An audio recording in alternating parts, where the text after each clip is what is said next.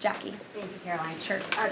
Logistically, if the Iranians are getting to Geneva, does that mean they've found a way to get to the White House? I am not going to get into hypotheticals, but as you heard from the president yesterday, they have expressed interest in doing so. There's a lot of Philip. pressure on the president to come to the aid of Israel. There's a lot of pressure on him to finish the job with force. How is he balancing the concern that if he doesn't choose to do that, that it would send a message to Xi Jinping about the U.S. commitment to Taiwan? Well, the president enjoys a very respectful and cordial relationship with China's president. He has long maintained that, even in his first term.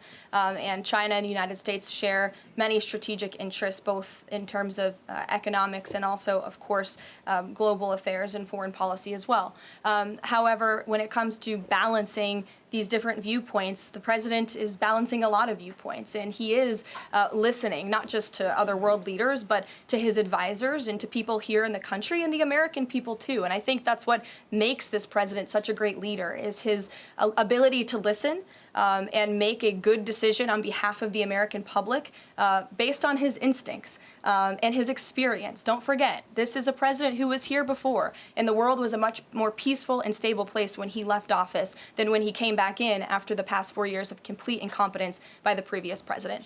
Hey, it's Will Cain. Click here to subscribe to the Fox News channel on YouTube. It's the best way to get our latest interviews and highlights. And click to subscribe to the Will Cain podcast for full episodes right now.